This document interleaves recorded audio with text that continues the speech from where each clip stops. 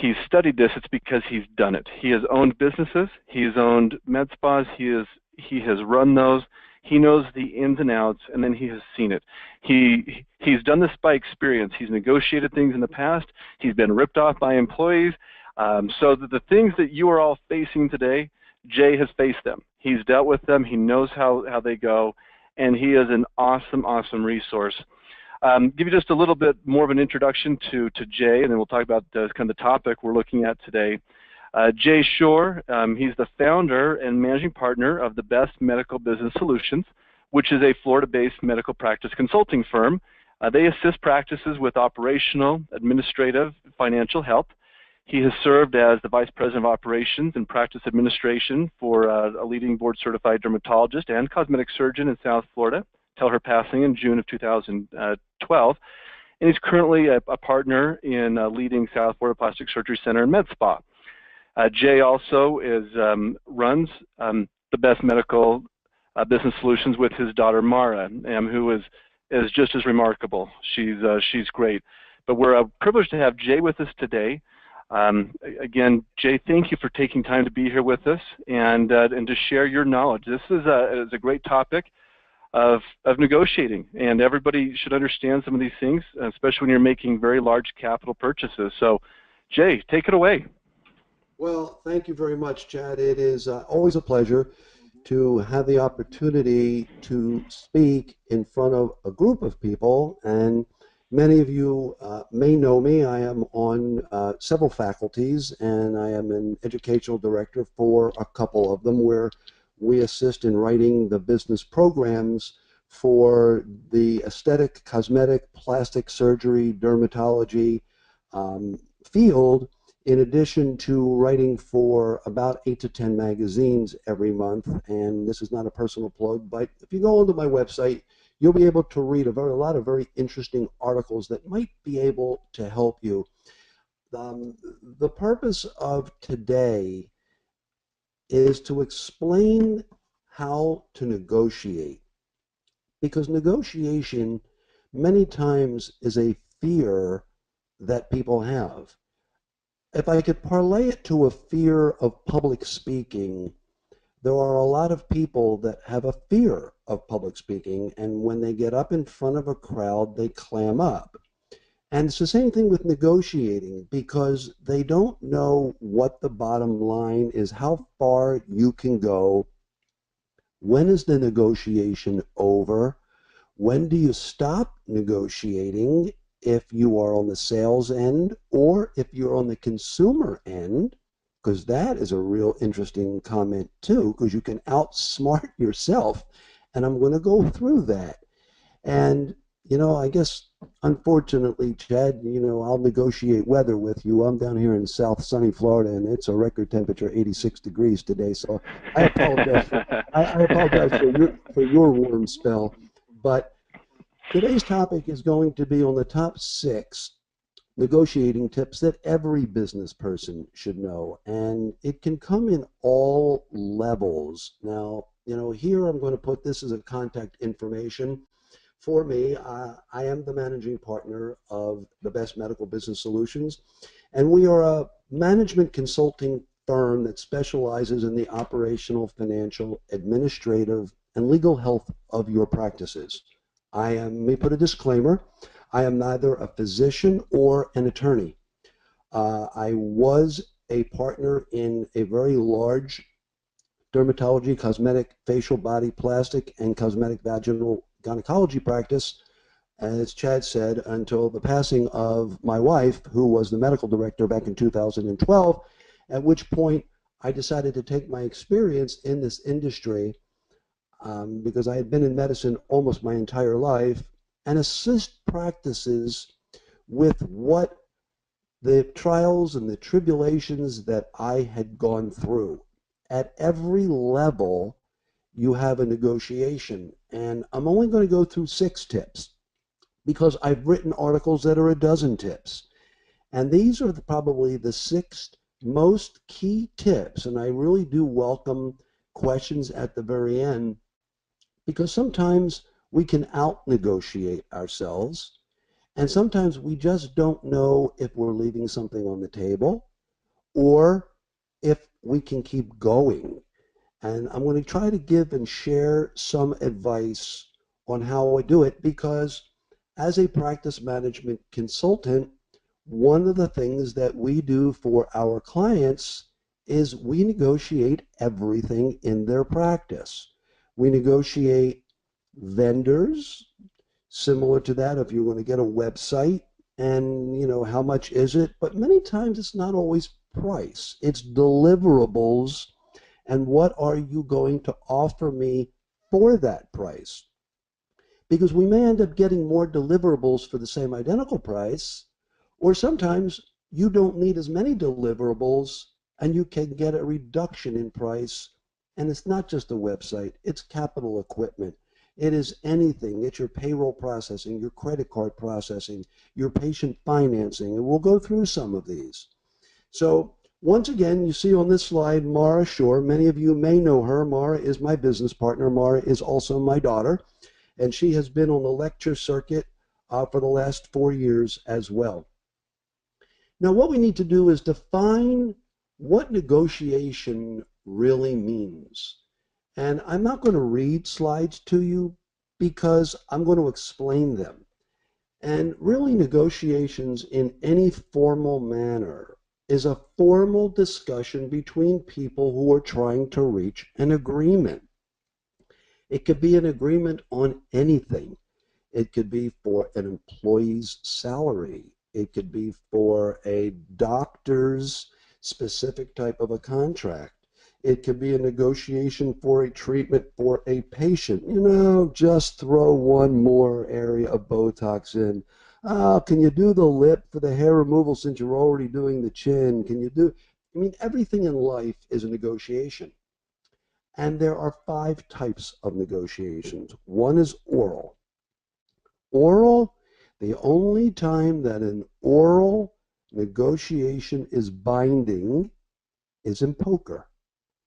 Because if you say, I call, I raise, I fold, it is binding. Written is really today the only legalized formal way to set an agreement or a contract in place. When I grew up, if you shook somebody's hand, man or woman, and you looked at them in the face and said, this is what we're going to do, that's what we expected to do. And fortunately, there still are some of those people around today, because when they shake your hand, they really mean what they say. However, there really is nothing that's congruent, or there's nothing that guarantees the deliverables of what you negotiated, because we all have some very, very short memories when it comes to giving something away. And to get the sale, many times we'll offer it, but we really don't mean it. And it may be a shift against the paradigm of how we normally conduct our business. And many months later, you're not really going to remember that that's what you agreed upon unless it is in writing. The next type is a prior agreement.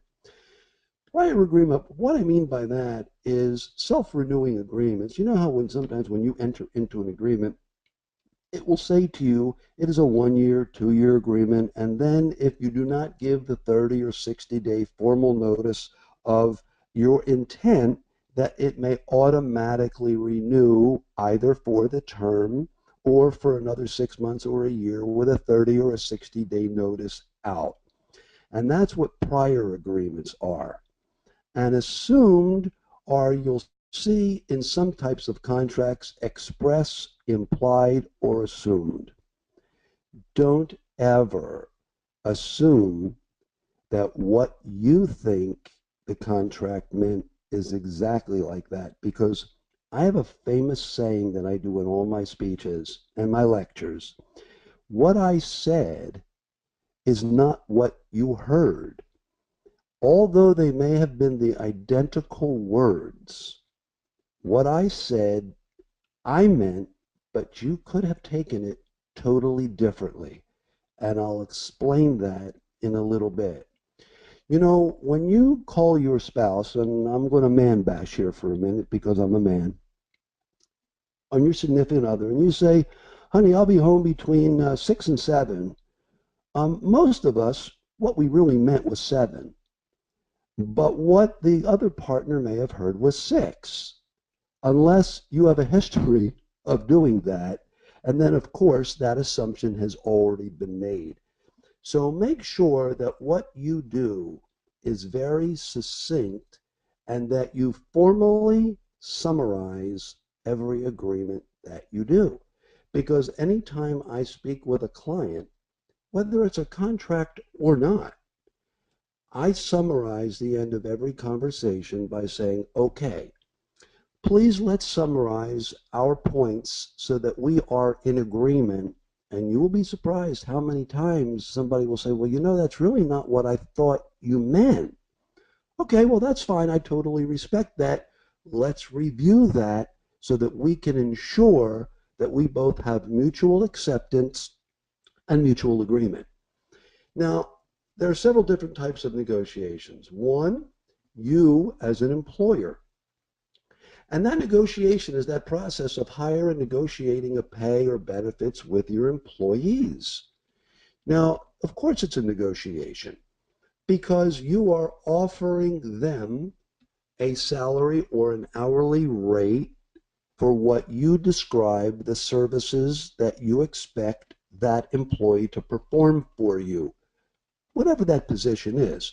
It could be your director of first impressions, which most of you may call your front desk, whatever, but I call them my directors of first impressions because that's exactly what they are, either by when a patient walks in your door or the first person to pick up the phone. And then there's negotiating for your employee benefits with outside vendors.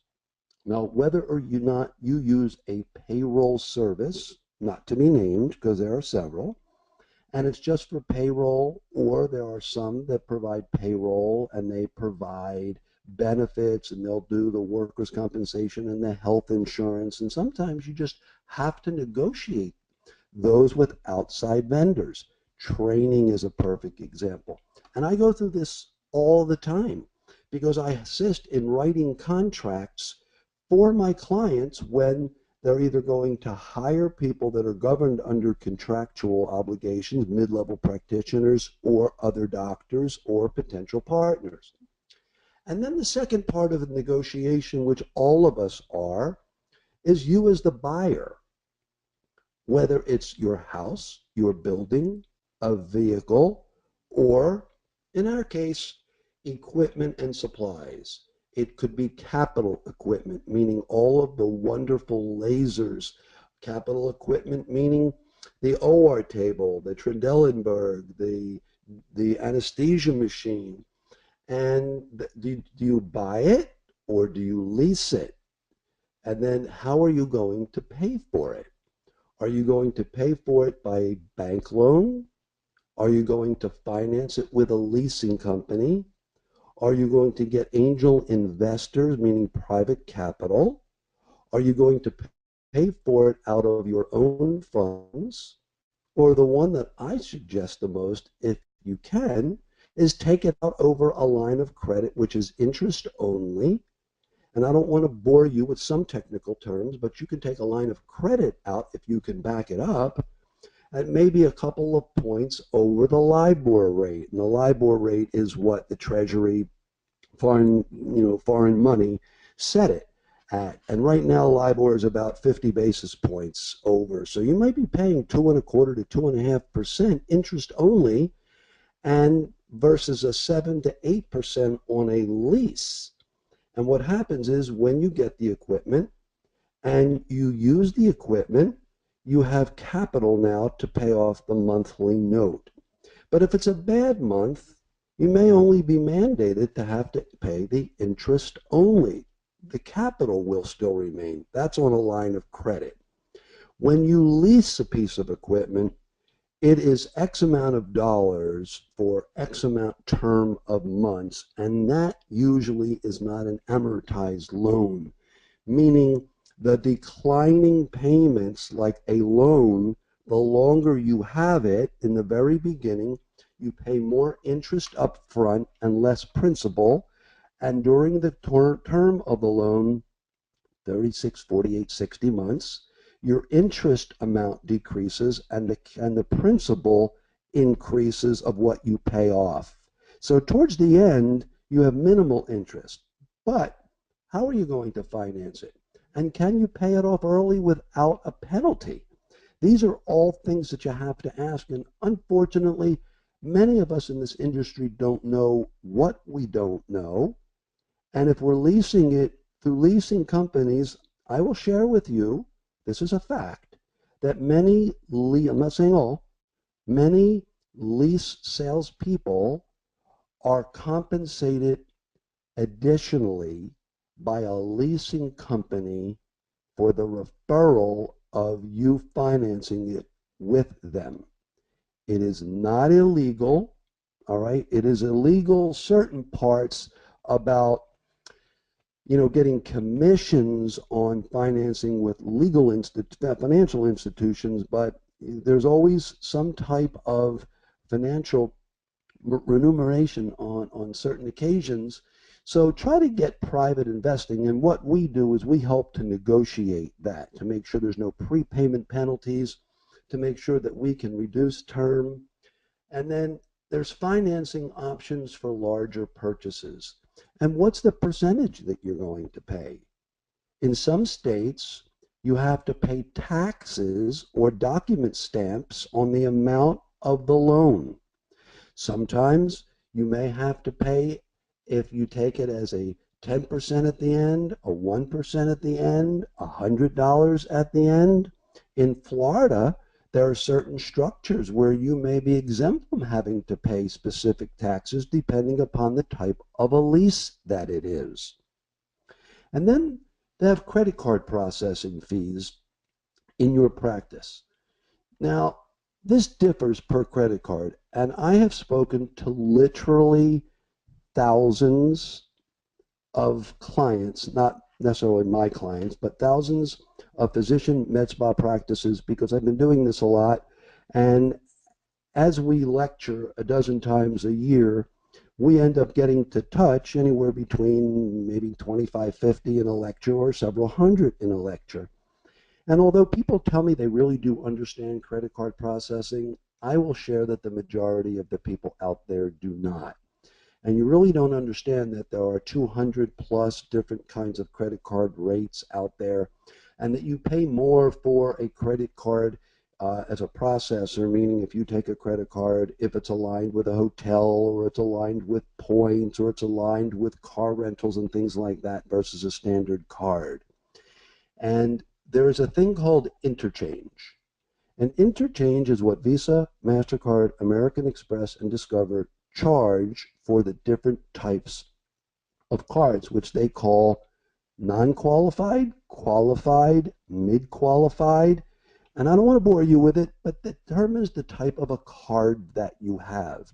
And you, as the merchant who accepts the card, pays a different rate. That rate that the bank, Visa, MasterCard, American Express charges is not negotiable. But you don't deal with them directly. You deal with a merchant processor. And that's where they make their money. There's add-on fees for what they call a PCI compliance. There's add-on fees for a statement fee. There's add-on fees per transaction. There's add-on fees for basis points, meaning parts of a percentage above the interchange rate that the credit cards companies charge you.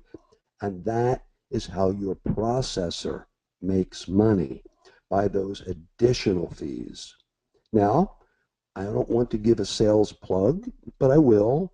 My company does process credit cards. We're a sub-ISO for Wells Fargo Bank. However, I'm not in the business of credit card processing, so therefore, I will give it at the most minimal rate for a practice because I'm not in that business. I just want to show my clients that I'm there to help to save money because that's what our company does.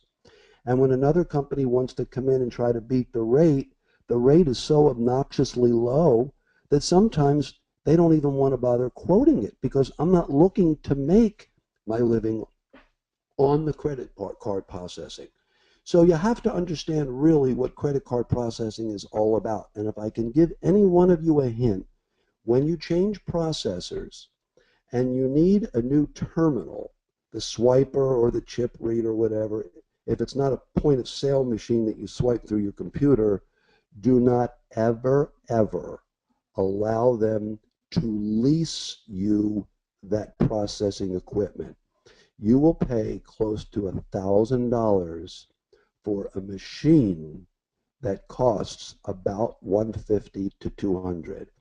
When people do credit card processing with us, we give the machine at cost, which is about $200.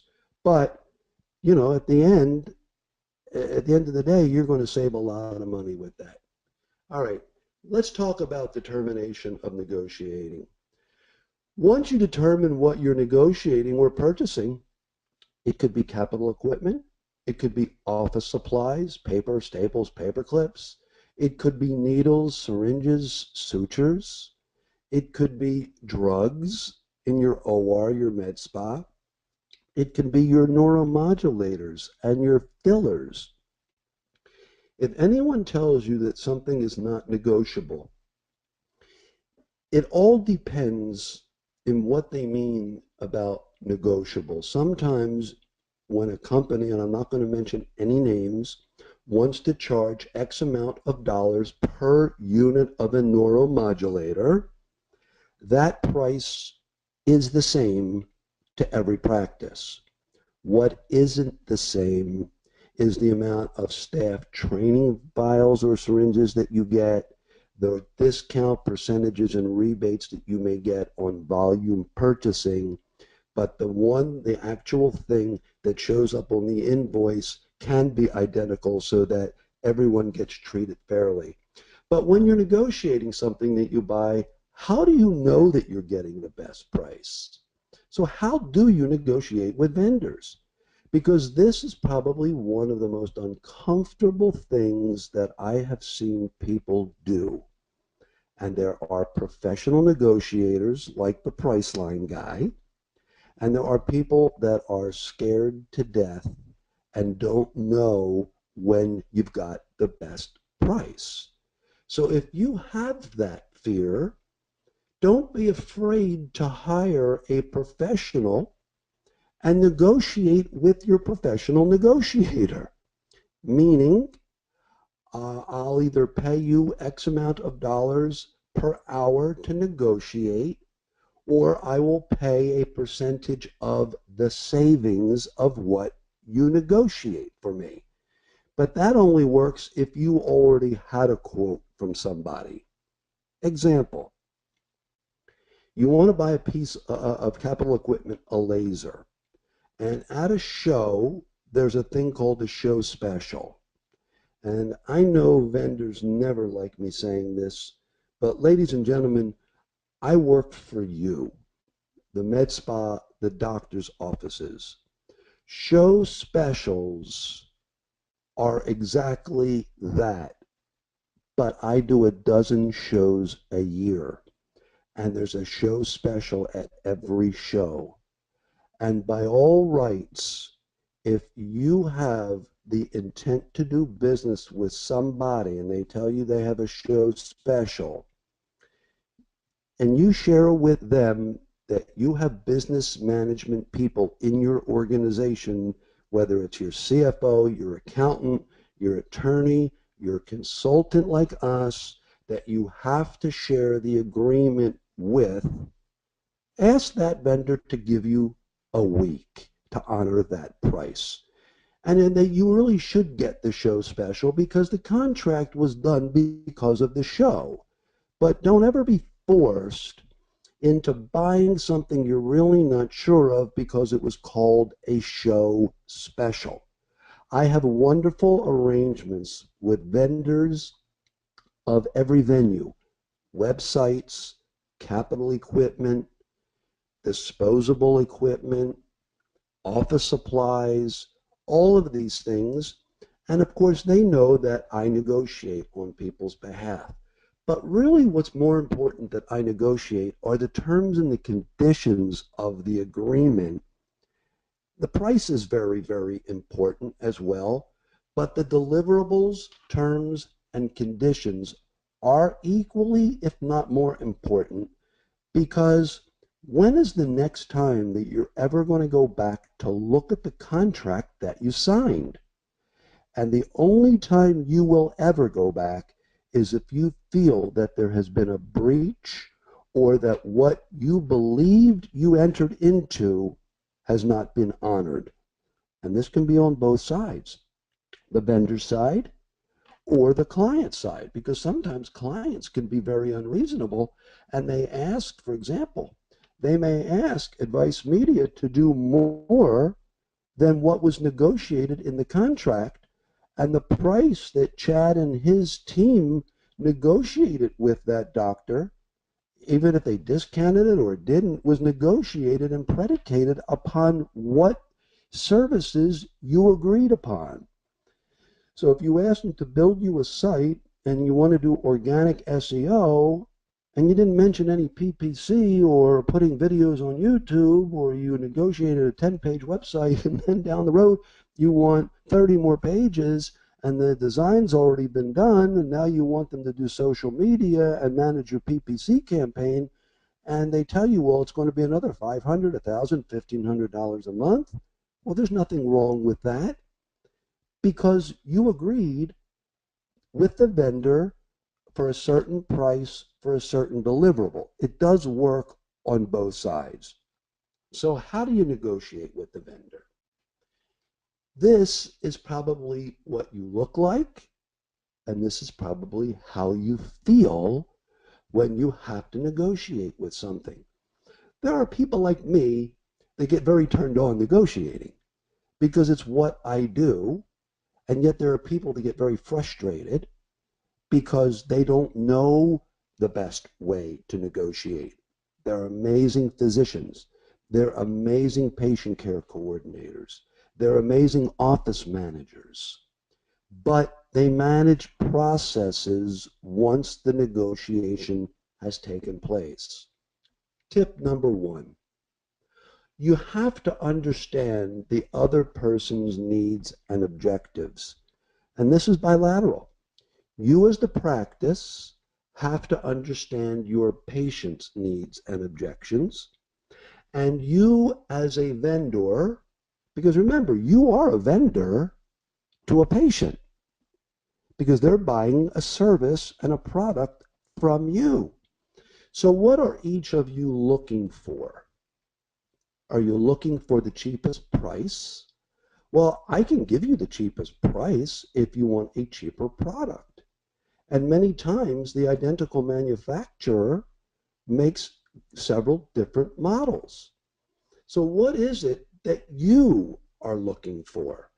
And you have to be honest with the people that you are negotiating with so that they can give you personally the best service and the deliverable for what it is that you ask them to give you a price for. No differently than when a patient comes into you and they ask you for a neuromodulator. Oh, you know what? You quoted them X amount of dollars a unit, and I don't want to quite the price because then you'll know that I'm speaking about a specific product. I don't want to do that. But okay, it was $1,000 and it may have included X amount of areas on your face. Oh, well, can you do me a favor? Can you just put a smidget like right over here? Or you're doing hair removal and it's not a lot. It's just this little area over here. Well, that's not fair because you were quoted a price on and predicated upon what you asked that service to be. So what's the happy median? Many times in my former practice, I went above and beyond to give our patients the best patient-related service that we could, because if we didn't, there is somebody out there that will. But don't ever let somebody be unreasonable to you, just as you won't be unreasonable to them.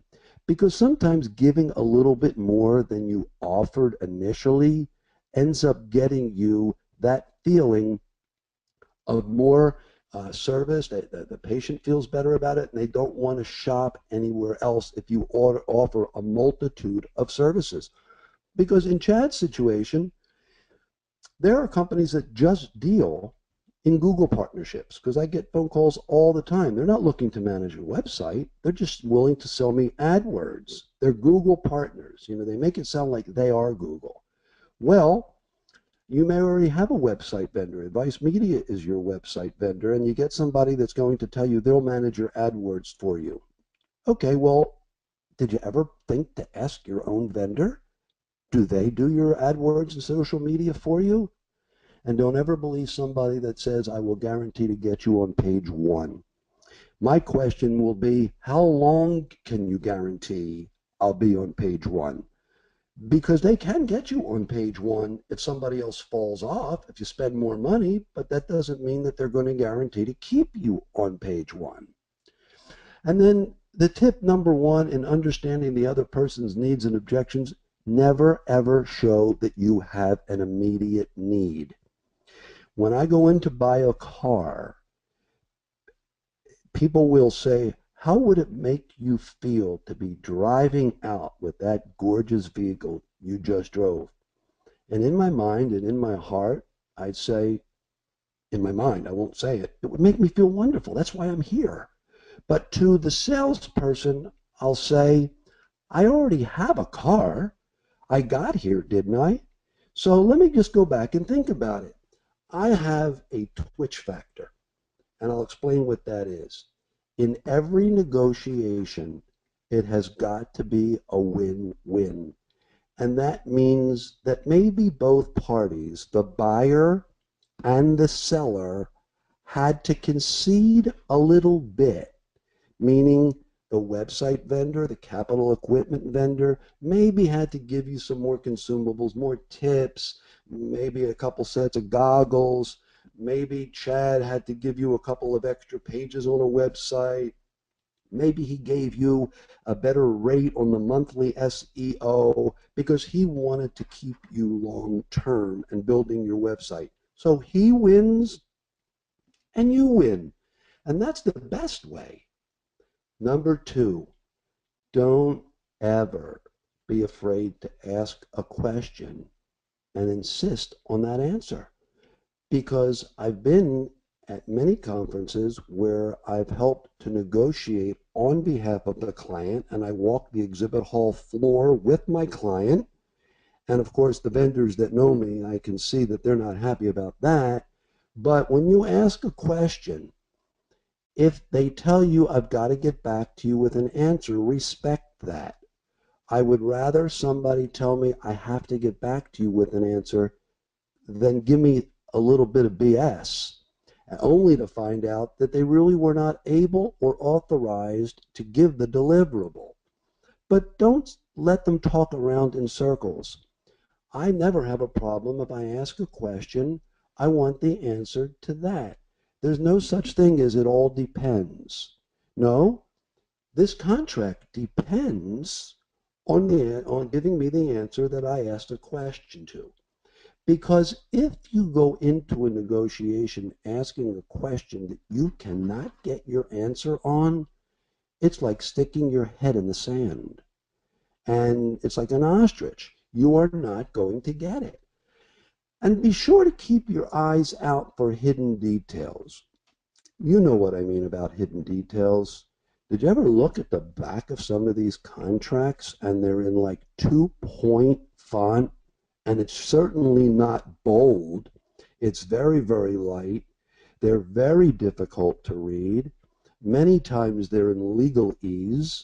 And unless you are really fluent in that type of stuff, the whereas, heretofore, and all those others where it talks about client and customer and referred to as in section 2I, it's very, very difficult. So spell out the details about samples they're going to give you, financing, rebates, What happens if I need to return a product? I buy skincare products and it's not selling. Will you balance my inventory and allow me to return that without a restocking charge so that I can use that money and credit it towards other things that I want to buy you? If you are going to buy a piece of equipment, do they give you cooperative advertising? Meaning that if you advertise their product, is there a percentage that they will give you back or assist you with for the cost of the advertising? I know that there is a company out there that really, really touts that they do cooperative advertising. And it is no secret out there. It has been known and made public. So Cool Sculpting is one of those companies. Cool Sculpting just entered into an agreement with Allergan for $2.5 billion that will close at the third quarter of this year, I believe. So Zeltiq will now be owned by Allergan upon the approval. And I don't know if that will continue. But, they are a company, amongst others, Obagi used to do it, where if you advertise them, they will help you in the assistance well above and beyond their website doctor referrals. And that's a smart thing to do because they really want to help promote. Are there shipping and handling fees? I can tell you that everything when you see is FOB, meaning wherever it's shipped from. So then I want to know, well, if I have to return it because there's a maintenance problem, do you send me the box and do you pay the freight back both ways? Because that can be thousands of dollars. But this all has to be negotiated up front. And look for the hidden fees. When you're speaking with an employee, consider not only negotiating not just their wages, but flex schedules and coverages, cell phones. Are they going to be on call? There's so many things when we negotiate with an employee, their benefits are definitely a negotiation because depending upon the different level of employee you may have, when I negotiate contracts, even in my former practice, my medical assistants and front desk directors of first impressions may not have gotten the same benefits as my mid-level practitioners who were my PAs and nurse practitioners, and certainly did not get the same benefits as my other doctors. Because depending upon the management level, there are certain perks that come in, and of course, not everybody starts at the same starting salary. It is such a nightmare for asking your employees not to share what they make. They just do. And, there's ways to negotiate salaries with employees. The way I've done it, if I don't want to start you out at that higher salary, what I'll do is I'll start you out here, and I may make you a 30 or a 60-day agreement for a raise, another 60 to a 90-day after that, another 30 to 60, 90 days after that. So within 3 months, 6 months, you may be further ahead where you're going to be, but at least you worked for it because I know that they want to work harder in order for them to have the opportunity to make more money. When you negotiate, look like you're a great poker player. When I play poker at a table, I have a twitch, and it's intentional. Those of you who play poker may have heard the term, it's called a tell, T-E-L-L. And there are certain people that involuntarily, when they look at their cards or they see the bet, they make facial movements, but you only have microseconds to pick up on it. So when I played poker, before I would even pick up my cards, I was watching the faces of the other people at the table because you only have a microsecond to see what their reactions are, and then I'll pick up my cards. It's not any different when you're negotiating with a staff person or a vendor. You only have a very short time to see the nervousness or get the feeling that they will or they won't budge.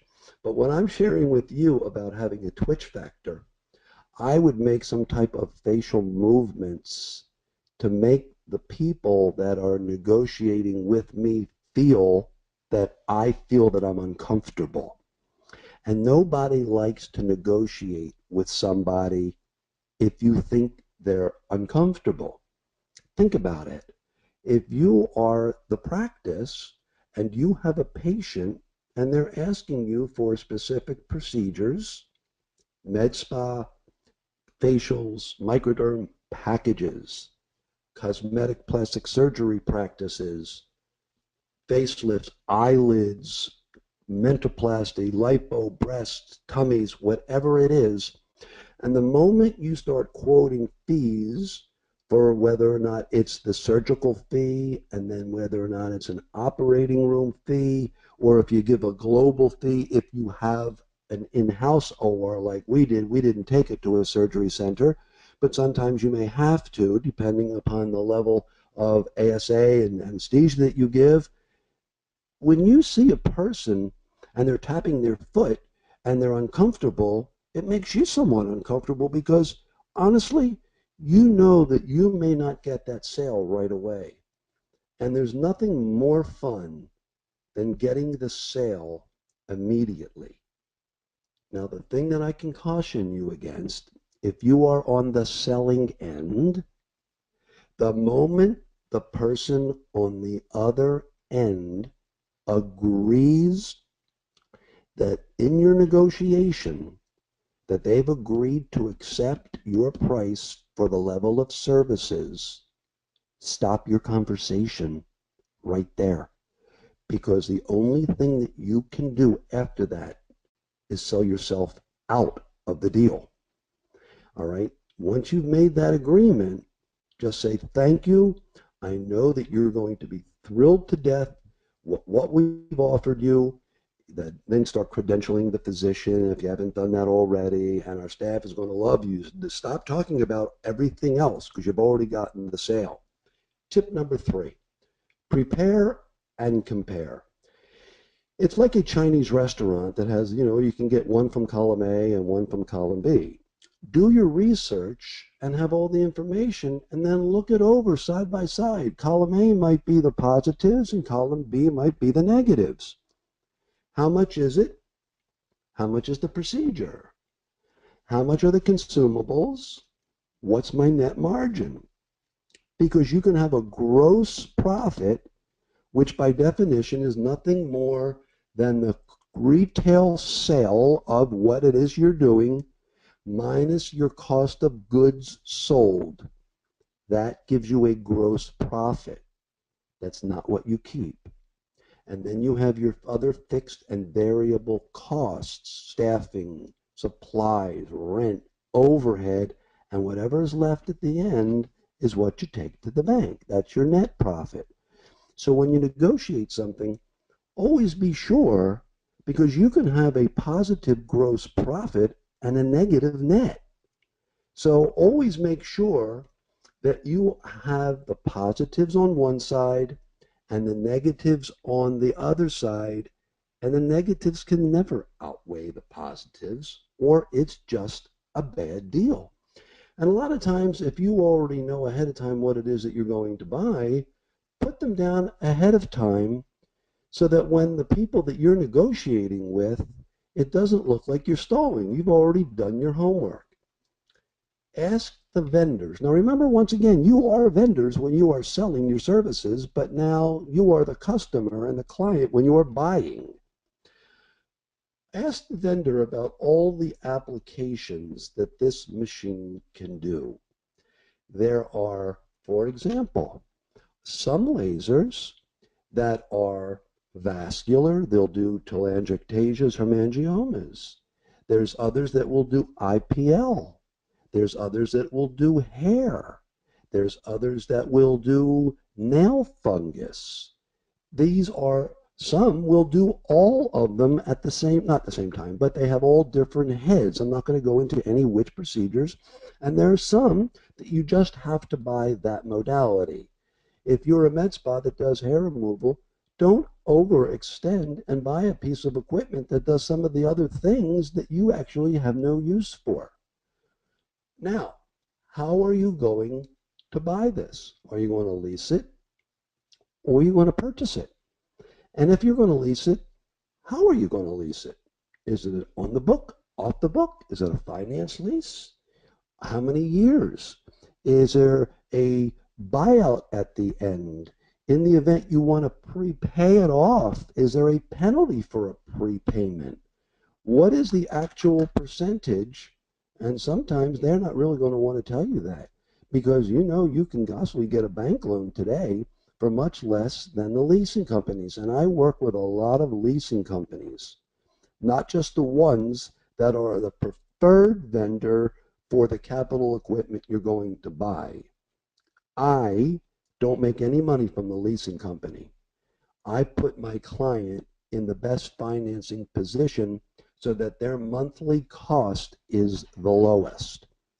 I mean, of course, I'm paid for my services by the client. And if all they want me to do is negotiate and that's it, then I'll negotiate for a percentage of what I save you and not by the hour. But that's usually the biggest mistake that a client can make because you really don't know what you don't know. And people that are experts in the field, other consultants out there, know just how low that rate can be.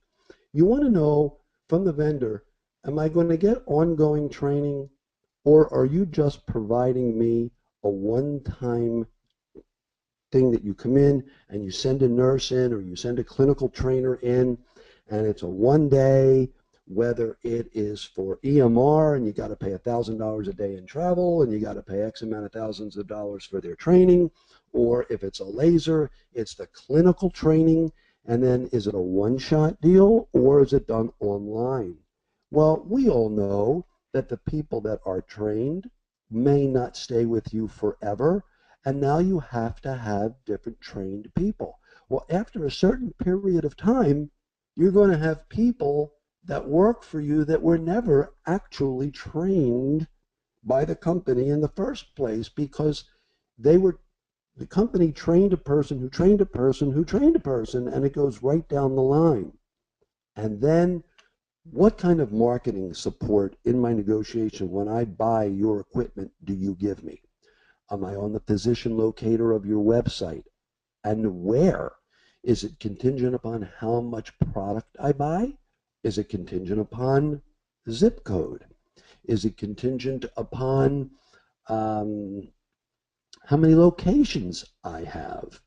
Do you charge me for brochures? And there are companies that will charge you for their marketing brochures. This is a totally different opinion. I urge you to find a marketing company to produce your own brochures.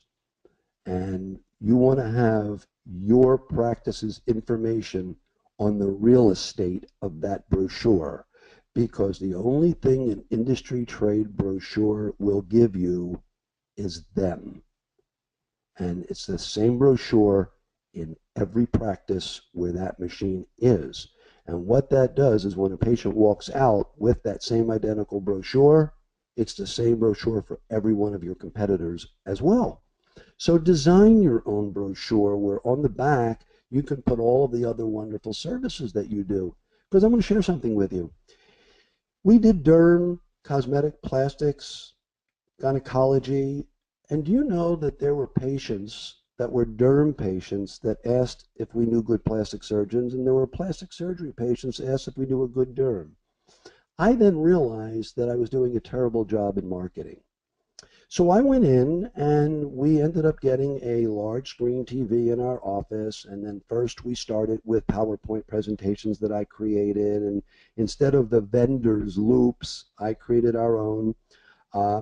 And then there's another company out there that can produce certain things and tells all about your practice. And I want the marketing support to know that in that marketplace, I'm able to control. So when you have a consult and a consult to your agreement to buy something, the three main components are listening, being educated about what it is that you are buying, and how will you have the ability to consult with the company and leaving that back to your patient. When I say listen, I mean listen.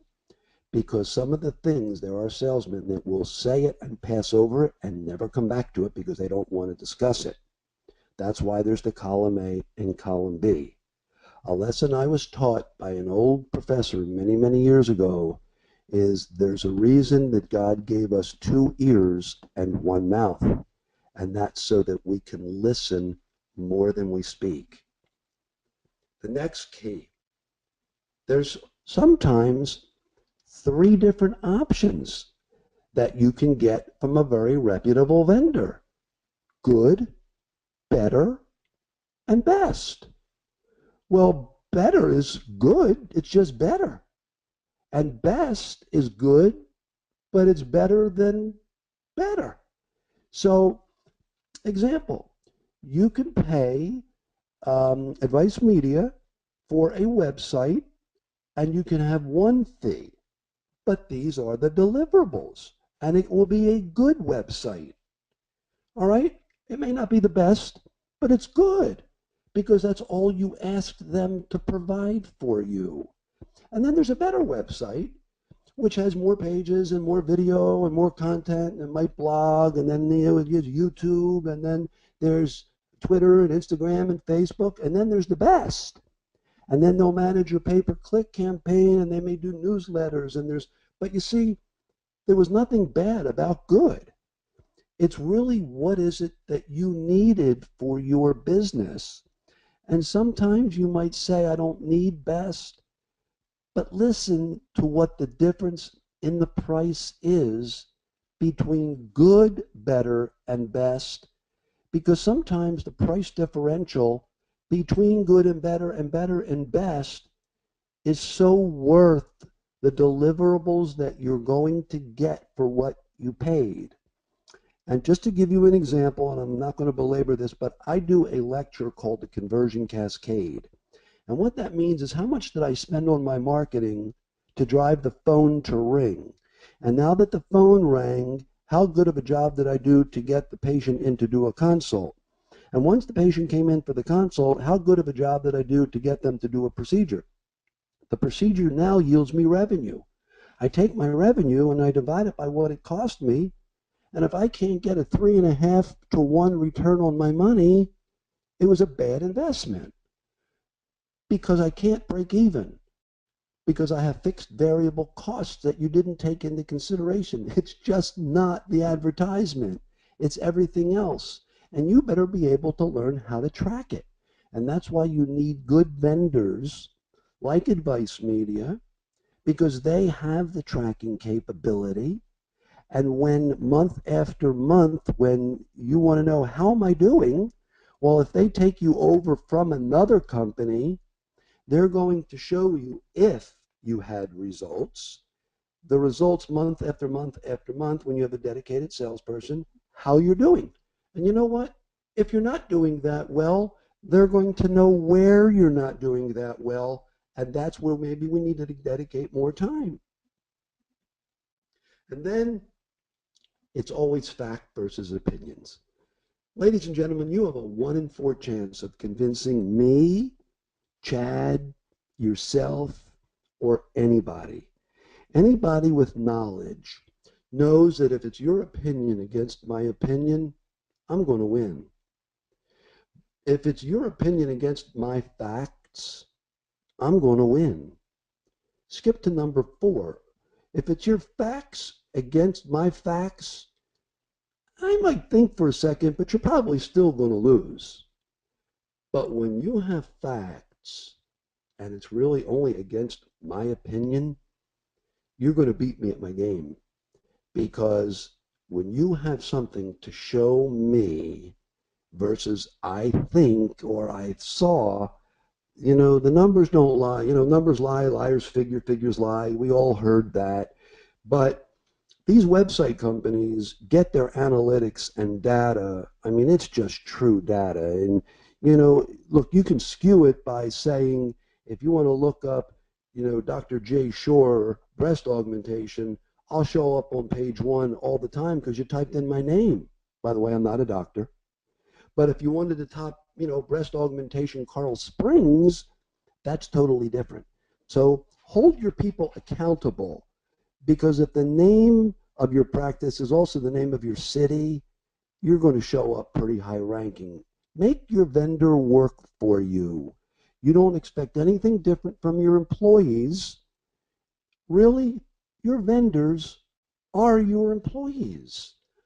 I work for every one of my clients. I'm on their payroll. They pay us to help negotiate. They pay us to help get them better pricing on their supplies. They help us to train. They pay us to train their employees. They pay us to get them better deals on credit card processing, patient financing. I work for them. Number 4, understand the level of authority and the limits, and don't waste your time with the runaround. If you're going somewhere and somebody comes into your office, and most of the time the people that come into your office are not decision makers. Now, you may go to a conference and you may go by Advice Media booth and you will see Chad in that booth. Guess what? That is a decision maker.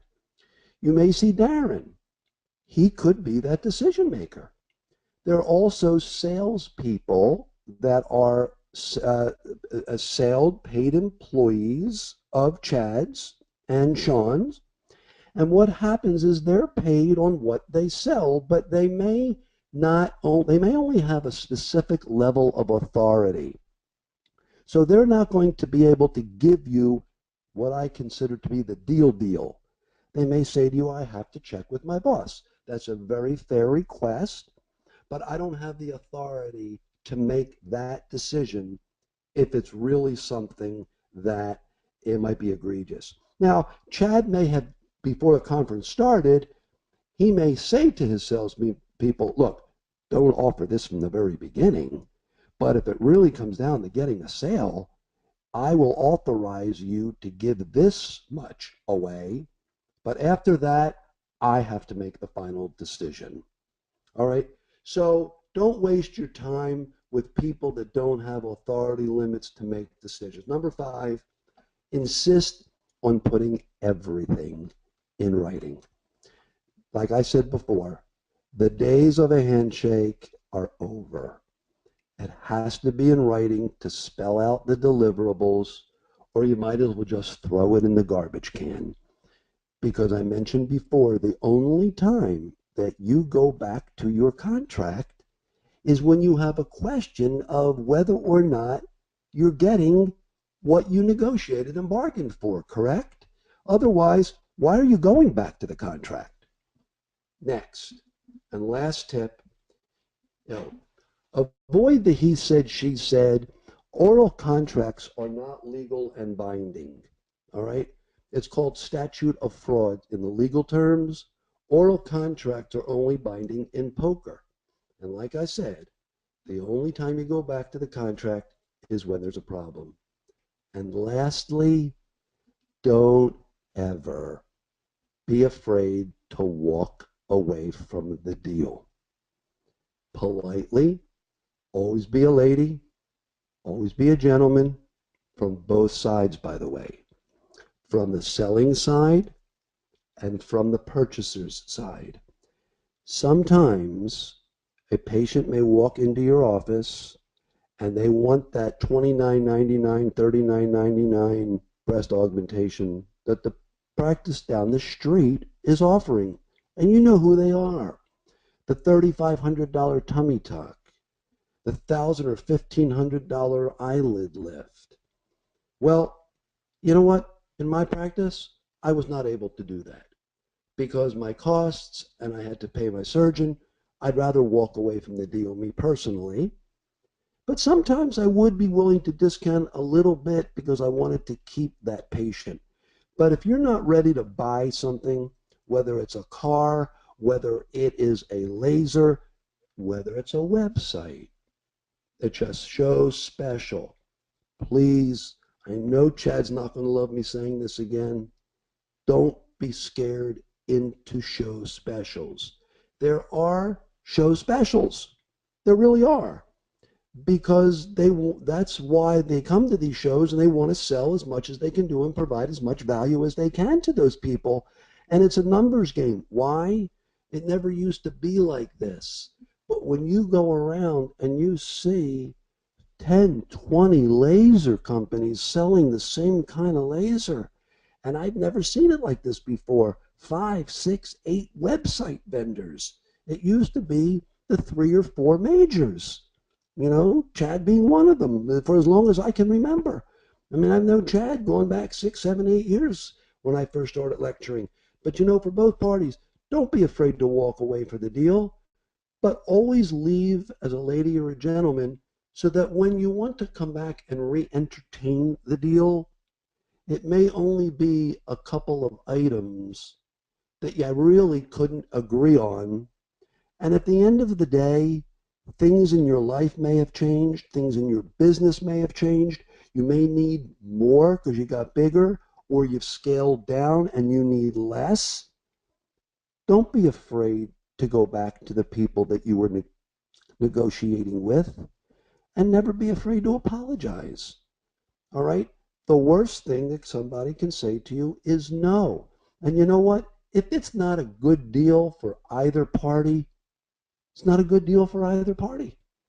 Because if you get into an agreement that you hate, what you're going to see is all those $100 bills on the left being sucked up into the sky, turning into $50 bills until it's all gone because you negotiated a very poor deal. There is my contact information. There's my email address. There's our website. And that is my personal cell phone that I allow every client access to. And I usually am available, honest to goodness, 12, 15 hours a day, 7 days a week for my client. It separates us from being a little bit different. But I thank you for allowing me to give you the opportunity. Hopefully you got something out of it. And that the negotiations are a tough thing. I'll take any questions if there are any. Perfect. Jay, thank you very much. And you bring up many, many good points. But I want to open it up to our audience today. So for those of you who are on here, if you do have some questions you'd like to ask Jay directly over on the panel, the GoToWebinar panel, please feel free to type any question in there, and I can pass that along to him. A couple of things I wanted to bring up, Jay, that I see as a vendor and somebody that sees this and how it can be mutually beneficial. And it was really, I think, an indirect thing that you said is the importance of asking lots of questions. I actually prefer when people ask me questions, because what that does is shows me that they're really interested, and it actually helps establish proper expectations. So that later on, we never have issues. They're very, very happy with what we're delivering. We're happy with them, and they want to be customers for life, and so it works very, very well. So huge piece there. So really appreciate it. Jay, we're really don't have any major questions. I think your information was great, and we're over our hour time, and I hate to keep people any longer. Just letting everybody know that this has been recorded, and it will be available if you go to YouTube. You can find us at Advice Media. Go to the advicemedia.com webpage. It will be up online by tomorrow at noon, and you'll be able to see this in its entirety as well. So again, Jay, thank you for taking time to be here and talk about these important principles today. Thanks for our audience, and we look forward to seeing you next month. Have a blessed day. Thank you.